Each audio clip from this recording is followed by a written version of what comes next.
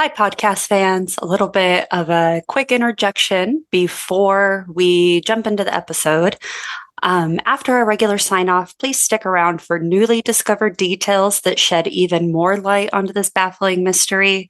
From overlooked clues to strange sightings of some of the victims, there was more to the story than Noelle and I initially thought. And true to our nature, we didn't find it until right after we completed recording. So once you hear those wrap ups, stick around because I have a few, let's just say, new insights to shed on the case and some stuff that we thought was just too important to leave out. So thanks so much. And here we go.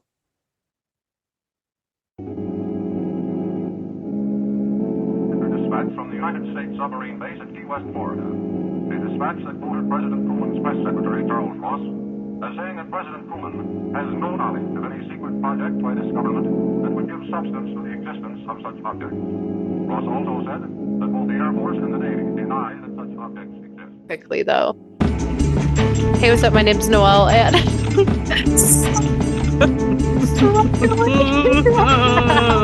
I'm really struggling right now because, okay, life is really hard, the world is really hard, and I'm about to start a womanly time of the month, and my body is craving sugar and salt and carbs, and my diet is saying no, and sometimes you just have to give in.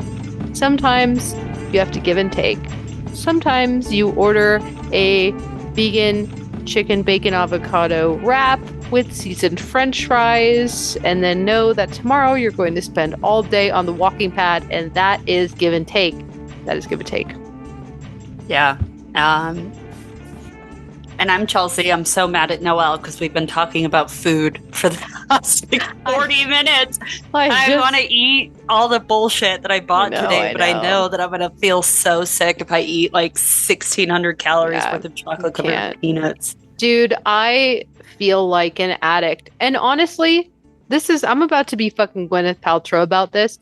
That's how you know American sugar and high fructose corn syrup is fucking crazy because I feel like I'm on drugs. I feel like I'm about to relapse and like I don't even care who sees it. Like I would sell my sister for a fucking chocolate bar. Yep. Oh my God. And it's always, and this is like, you just give yourself a little bit. Like over the weekend, I got a vegan chocolate bar and I like cut it into fourths, and I just had like a little bit, and I had a little bit one day, a little bit, and then a little bit the next day, and then here it's Thursday, and I'm like I'm gonna rip my fucking skin off of my body. I'm gonna crawl on the fucking ceiling. I'm foaming from the mouth. I tried to have my little veggie pasta. Oh, I have my little butternut squash pasta, and I'm gonna shave my head. Yeah, I can't. It's hard at being out here trying to eat healthy. But I'm like, we're both down in such a healthier weight, which we know we've talked about this before. We know talking about weight upsets people, but we also hold the right to talk about it ourselves and appreciate what we're doing for ourselves, because my body does feel better. My arthritis doesn't hurt and my shit isn't swelling up, and I'm definitely in a better place with my body. Oh, but the fucking carbs call to me like the fucking One Ring, dude. Oh my God. And it corrupts me. So it's hard cutting down on wine. I'm like not even an alcoholic. I'm not cutting down much, but I'm like, yeah, that's what they all say. That's what they all say, Chelsea. That's what they all say, yeah. Is there like 0-calorie wine you can have? Ew, I don't want 0-calorie wine. That sounds like bullshit. Yeah, okay. Broccoli, a grape, Noelle. A fucking grape. Okay, I bet more of the sugar that's a problem. But anyway. Yeah, I don't know. Now that I'm feeling insane, let's talk about this. Yeah, we're doing a little bit of a reset. Something a little more, just a little break from some of our more politically charged content. And that's not to say we won't keep doing politically charged content, but, a little fun mystery now and then just to keep people guessing. Yeah, this is kind of like the podcast version of ordering a vegan chicken bacon ranch it is. wrap. Well, and I had wanted to talk about this case for a while because now and then I would see it pop up, like either on my algorithm or in like lists of the weirdest things. And it's essentially known as the American Diletov cats, which we've done an episode on, or we've talked about it extensively, where people just go missing and die and they can't figure out what happened. Yeah. So today we are covering the Yuba County Five. Insert podcast music here. We should get sound effects. That's do real time, like on you. disc jockeys. You want to sound like a fucking shitty morning show DJ? Oh, I sure do, Noelle. Don't you think that would really help? Like, No. Imagine that time I fell out of the chair. If you could have gone like, woo, whoop. I did in my heart. Yeah, that's true. So we actually just passed the anniversary of their disappearance on February 24th, 1978, which was an ordinary Friday in Yuba County or Yuba City, California. It was the kind of day that would fade into memory, if not for what was about to happen that night. 5 men, Jack Madruga, Ted Weir, Bill Sterling, Jackie Hewitt, and Gary Mathias piled into a pale green 1969 Mercury Montego, the kind of car that stood out on the streets of their quiet town. They were heading north to Chico to watch a college basketball game, which was a trip that they had taken before without issue. I want to say that Yuba City, kind of a little bit hometown closeness relative. Yuba is like north a little, I don't know how far away. It's north of Sacramento. Okay. And everyone would in high school, everyone would go to Chico. Like everyone would go to Chico State to like party on the weekends. Oh, so this is just like part of the culture of like the area. Yeah, but I don't know about these guys. So they're definitely going to party. Because the basketball game wasn't just entertainment, because basketball was just simply their passion.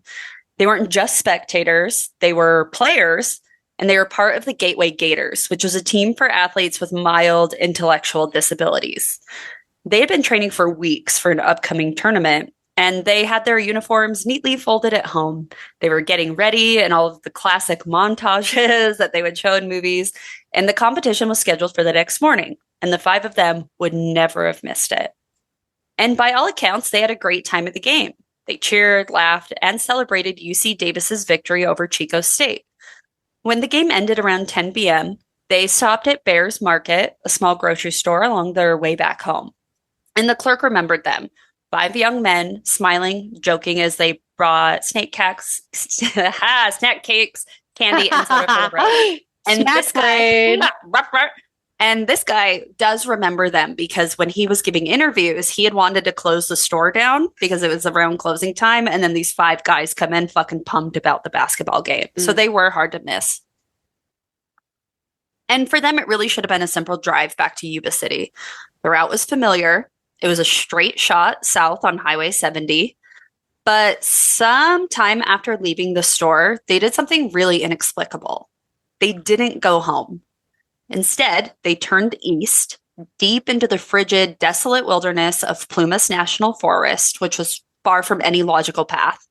They were heading away from everything they knew, their homes, their families, and their basketball game the next day. Remember, all their uniforms are at home. And by morning, they were missing. Jack, 30 years old, was the group's unofficial leader. He was a former Army veteran, and he wasn't diagnosed with a disability formally, but he was a bit of a slow learner, according to his family. And I think the lines were a little bit more blurred back then on how people would just place you into a category. He was fiercely protective of his 1969 Mercury Montego, and he would never let anyone else drive it, and he kept it in perfect running condition. Jack was careful and responsible. He would never have taken his car onto a winding, mountainous dirt road in the dead of night, not unless he was forced to. Ted, 32, was the gentle giant. He was 6 feet tall and nearly 200 pounds. But despite his size, he had a childlike innocence. He sometimes forgot to put his coat on in wintertime. He loved cartoons and he relied on his mom for the simplest of tasks, but he was very warm and friendly and he was deeply bonded to his best friend Bill and was very excited about the upcoming tournament. And Bill, 29, was a very kind soul, and he was deeply religious and known for spending his free time reading to hospital patients. He did have an intellectual disability, but he was still highly social. He was trusting, perhaps too trusting, though. So his parents worried that his willingness to help others would put him in danger. Jackie, 24, was the youngest, and he had a severe learning disability, and he was also very highly dependent on his parents. And so he had never spent the night away home from them before. So the thought of him being home alone in the mountains, miles from safety and his parents, was unthinkable. And lastly, Gary, age 25, was more of the wild card. Unlike the others, he didn't have an intellectual disability. He served in the U.S. Army and he was stationed in West Germany before being diagnosed with schizophrenia and receiving a psychiatric discharge. He had had a history of violent outbursts and arrests, but by 1978, he was considered stable. And he was the only one in the group with extensive experience in the wilderness. And he's also the only one who would never be found. When their families realized by Saturday morning that the 5 men hadn't returned home, panic set in because they were not reckless kids. They had a tournament to play in and responsibilities to uphold, so something was definitely wrong. And by that afternoon, police found Jack Madruga's Montego sitting alone on a desolate mountain road 70 miles away from home. And this location made no sense.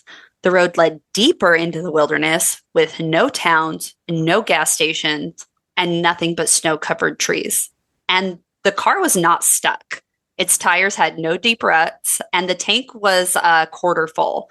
And if they had been lost, they easily could have turned the car around.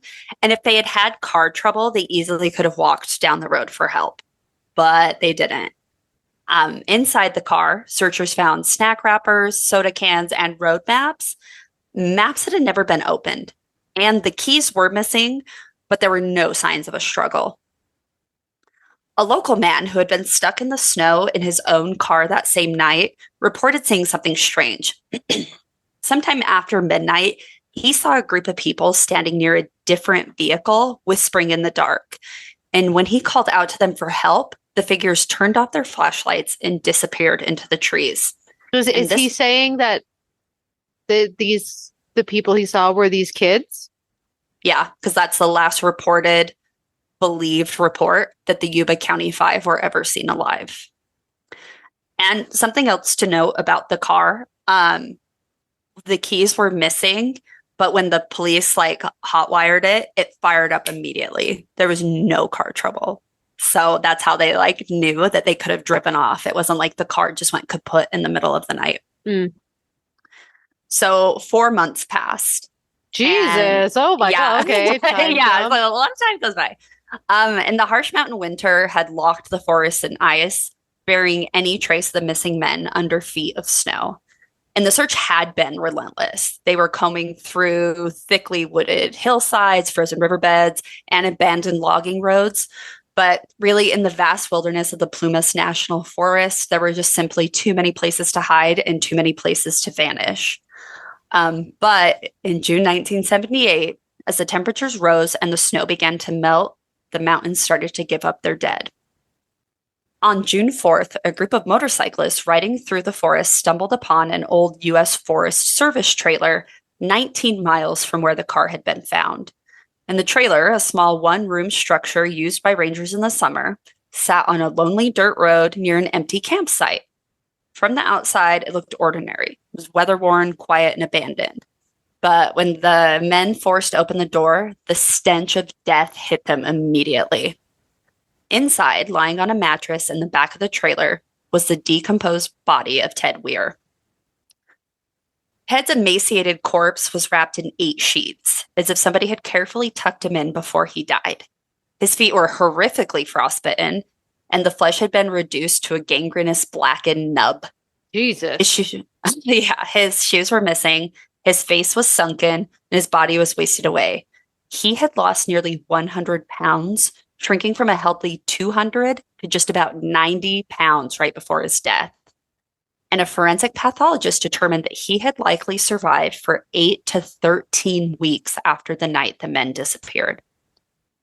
And the details inside the trailer were very disturbing because the room had everything Ted would have needed to survive. The cabinets were stocked with canned food, dehydrated rations, and emergency supplies, enough to keep multiple people, yes, 5 grown-ass men, alive for months. What the fuck? But weirdly enough, only some of the food had been eaten, and most of it remained untouched. And nearby, searchers found a locker full of heavy winter clothing, but Ted never used any of it. What was Ted's level of, he wasn't the one who was like severely disabled, right? No, he was just the gentle giant one, the one who had was, I would just say, probably a little bit more simple. When I was reading more about him, I thought of the guy on the Green Mile who gets framed for murder, where he's just super nice and big. Okay. That's kind of how he was described. So there's nothing that would have said oh, he would have looked around. He would have tried to investigate for something. Yeah, he was still, yeah. So by all accounts, they were all independent enough where them driving out to go watch a basketball game and come back was fine. And as a group, they would have taken care of each other. Yeah, okay. So even more perplexing, there was fuel for the trailer's propane heater, but it had never been turned on. Matches were available. Firewood was stacked outside, but no fire had ever been lit. And the nights in the mountains had been brutally cold, dropping below freezing, yet Ted had endured it without ever making any attempt to stay warm. And there was another strange discovery, because there was a pair of shoes sitting neatly beside the bed, but they weren't Ted's. They in fact belonged to Gary Mathias.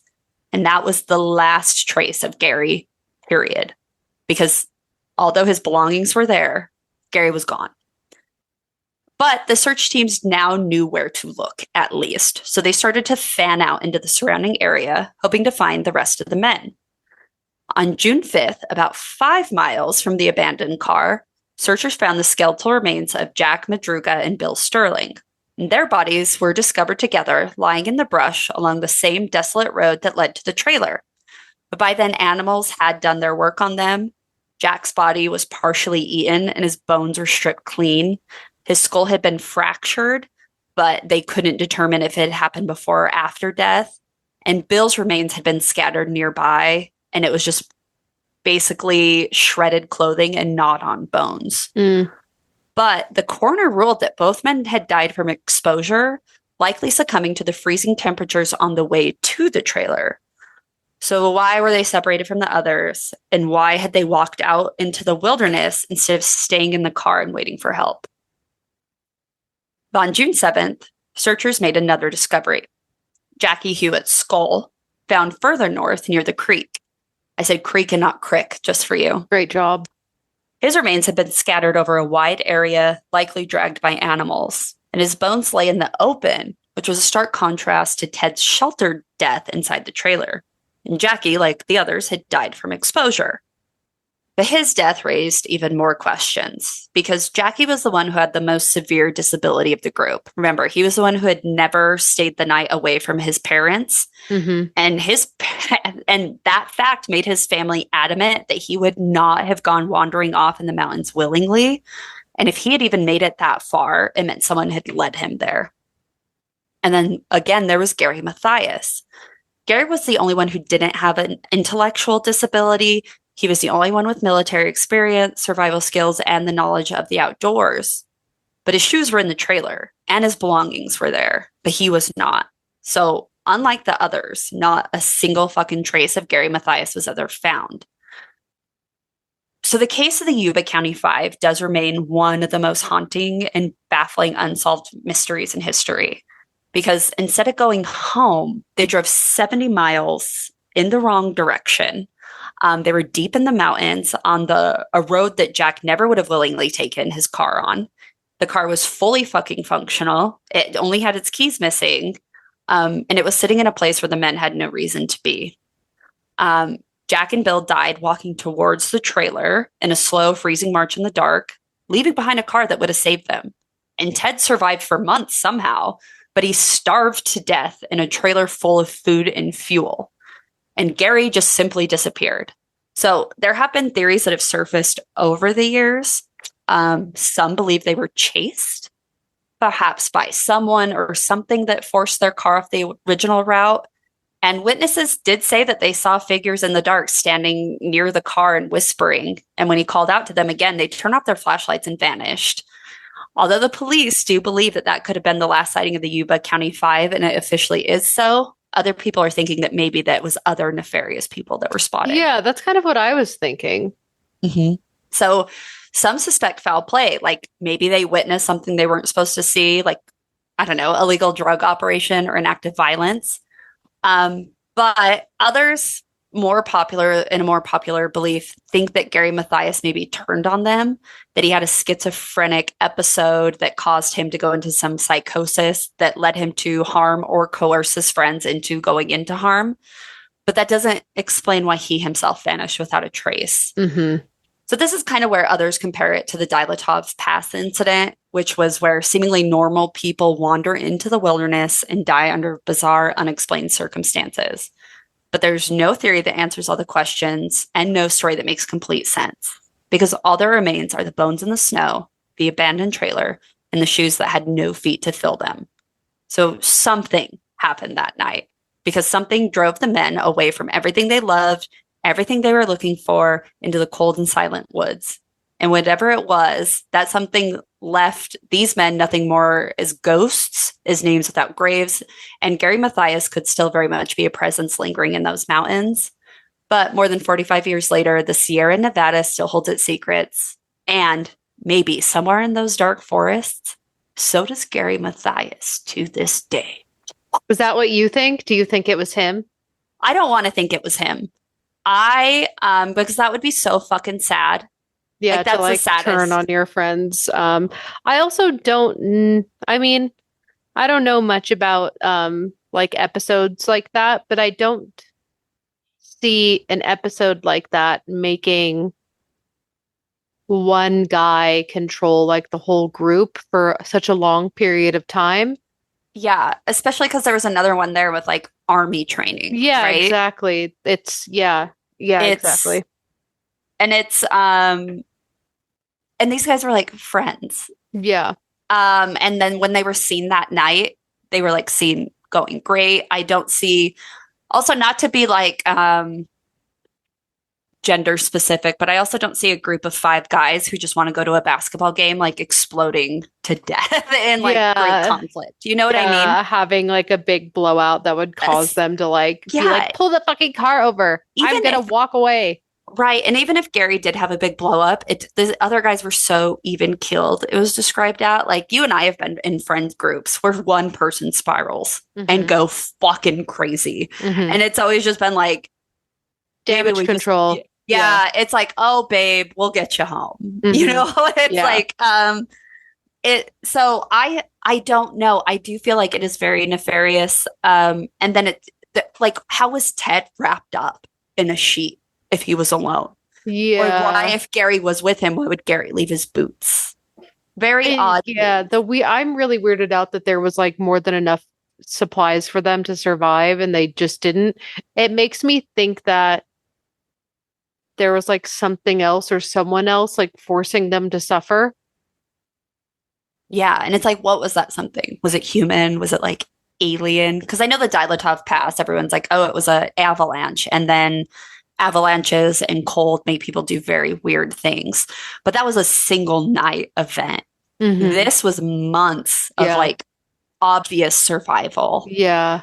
And if he was going to go out, and if it was Gary with Ted, it doesn't make sense that the fuel never would have been turned on, or none of the winter clothing would have been used, or the food wouldn't have been eaten by at least one person. So even if Gary was like torturing Ted, he would have had to consume something. Yeah, well, they said some of the food was eaten. So it's like, by who? I don't know. It makes me, I feel like this was more of a Hills Have Eyes family situation than like something alien.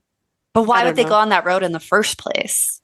Maybe because they were being chased by the Hills Have Eyes family. Yeah, they got like run off the road or Yeah, something. they purposely put them in a trap to get them to come to that area so they could fuck with them.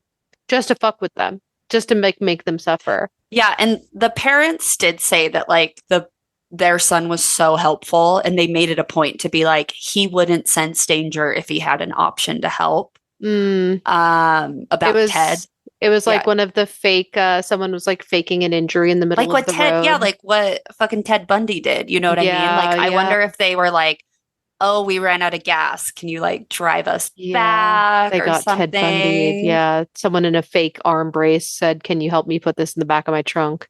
Yeah, or like I don't want to think Gary turned on them because I don't think that's fair. Yeah, Because I don't think so either. I also just think like numbers wise, he would be outnumbered. I think yeah, immediately when you said like that guy saw a group of people by the car whispering and then turned the flashlights off, I immediately thought it was like another group fucking with them. yeah, And and like this was it's the 70s, late 70s, early 80s. mhm. I maybe it's even not so much a Hills Have Eyes family, but just like some piece of shit, like some piece of shit fucking jock sorority dudes who Oh, see who him at the game and yeah, like, see them at the game. They know that they're a part of like the like, you know, semi-disabled basketball team and they take like a prank and it mhm. goes too far and then they like see it through and you know what I Yeah. mean? And Oh, it was Bill who was the one who would help others to put him in danger. So Jack was the leader and he was another army veteran. So I feel like yeah, if another army veteran started to pop off, you'd be like, well, then let's dance yeah, because I have the same training as you. yeah. Ted was the gentle giant and his friend was Bill. Bill and Jack were found together. And then Jackie was the one who was found by himself, Hmm. like scattered around. And then Ted was in the trailer. Yeah, and Gary was Jackie was missing. the one who had the most he had the hardest time. Yeah, so it almost seems like Gary and Ted would have been together in theory because he must have taken care of Ted's body and wrapped it up Hmm. and then maybe went out for help or escaped like whatever crazy their situation they're in. Maybe Ted's boots were better. I don't know. So Yeah. Greg left him his boots. Also his feet had frozen off at that point.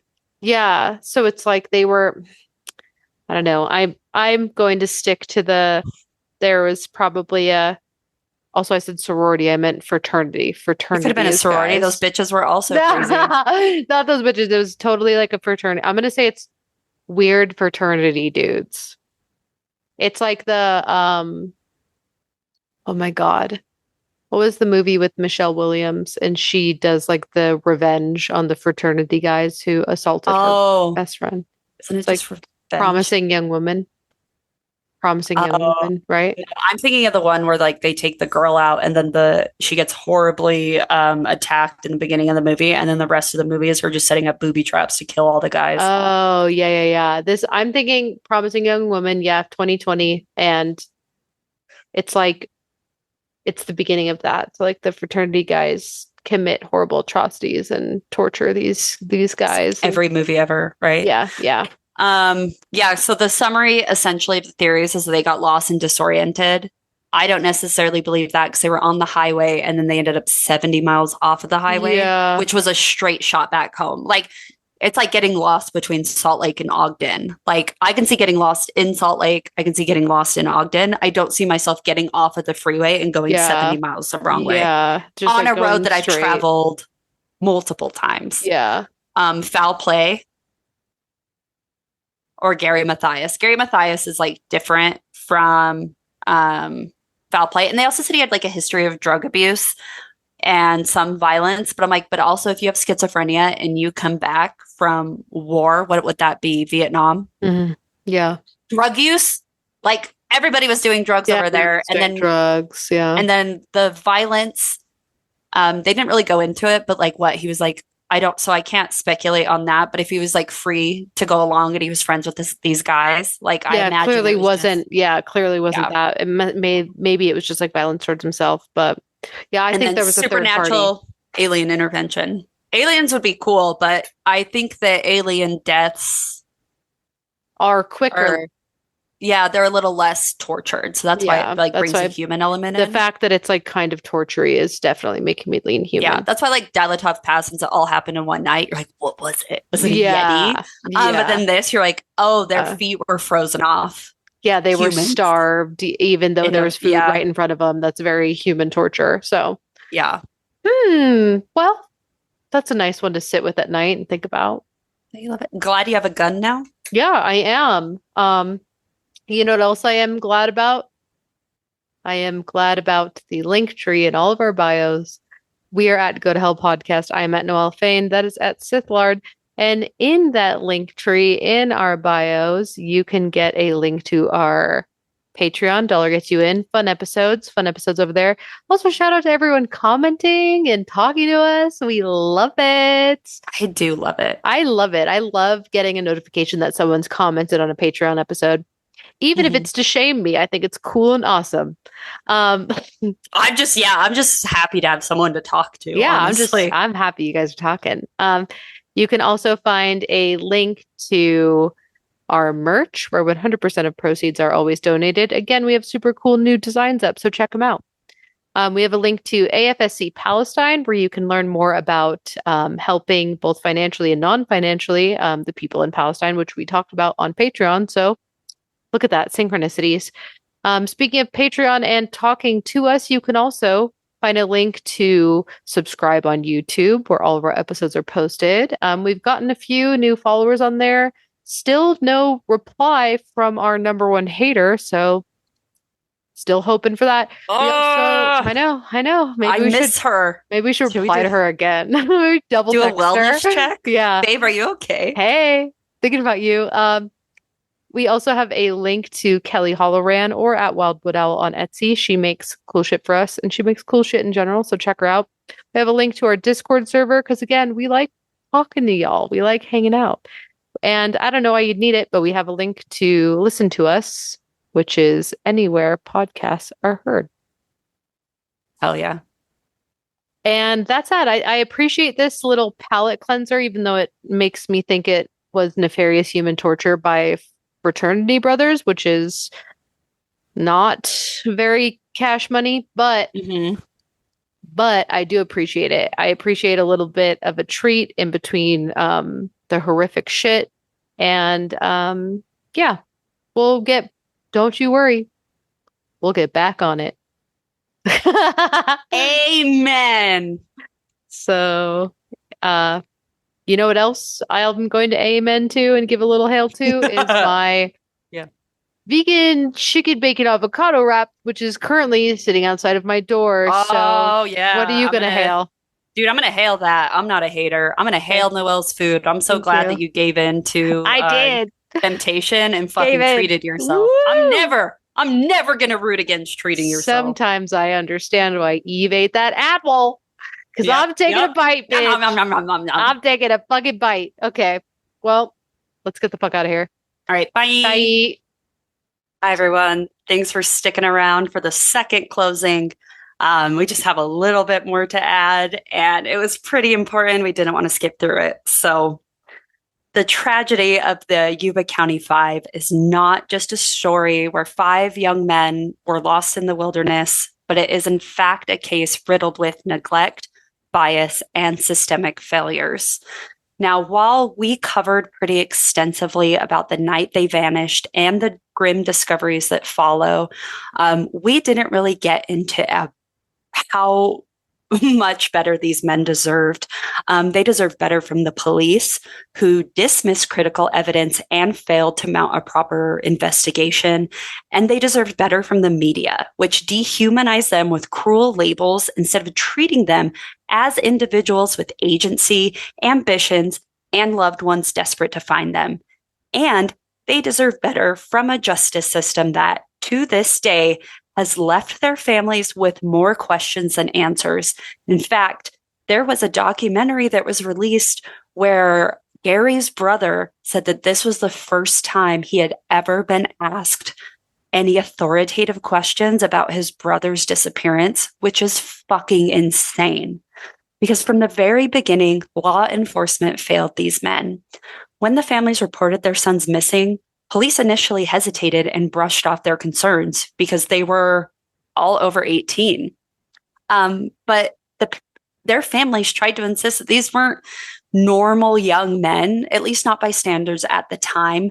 And they were very concerned because they should have been home that night. Unfortunately, not only did the police not take them seriously at first, but the press labeled them with a popular slur at the time, which was the R word, which reinforced the harmful stereotype that these men were incapable of independence, of making their own choices, and especially trying to paint a narrative that they would not take care of themselves and that they would not take care of each other in a precarious situation. So the idea that they could have been victims from anything of foul play, coercion, or a force greater than themselves was barely entertained. Instead, the working theory was simple and dismissive. They must have gotten confused and wandered to their deaths. And this was especially harmful because the men's families who hunted in that area pretty often told them about the ranger stations and were like, we should go search there. Maybe they went to one of those. Maybe we can go find them. They're smart. They would know where to go. And the police also labeled these men as R words. And because the ranger stations were uphill, they assumed that the men would not have the cognitive capability to go uphill. They're like, no, stupid goes downhill. And that is the theory that they followed, which is why they barely even searched the entire area. So the assumption that that the police made about these men dictated everything that followed. So the police searches were haphazard, delayed, and ultimately inadequate. In fact, it was the families, not law enforcement, who conducted the most thorough searches. Jack Hewitt's father was the one who found his own son's remains, not the search team. And when Ted Weir's body was discovered in the trailer months after the initial search, the conditions surrounding his death should have set off alarm bells, because here was a man who wasted away over weeks or months, starving in a building stocked with food, freezing to death despite having access to winter clothing, and lying in a bed carefully wrapped in sheets, as if someone had taken care of him in his final moments. And the families like to think that it was Ted's best friend, Jackie, who tried to keep him comfortable and warm up to the very end. But instead of treating this as an indication that anything strange had happened to these men, authorities barely investigated the implications. And there were other signs of negligence. A red pickup truck was seen near the crime scene and was never traced, even though multiple witnesses reported its presence. And a confession from a potential suspect was ignored. Joe Shones' account of seeing figures on the road, including a possible woman and a baby, were never properly scrutinized, despite how deeply unsettling it was. And in fact, because the Montego was found in perfect condition, meaning the driver had to have known the rough mountain road ahead well enough to avoid damage, was brushed aside because it didn't fit the narrative that the police were trying to put forth, that the men had simply blundered into the wilderness on their own. And then there's Gary Mathias, which is the most mysterious missing piece in this case, because unlike the others, his body was never found. Again, his shoes were the ones that were found in the trailer, but no Gary. Now, people tried to use his schizophrenia as kind of the scapegoat as to what happened. And in our initial research, that's really where all of the information on this case was trying to push us. I hope that Noelle and I did our best with our initial assumptions about the case, that something else attacked these people and it wasn't Gary.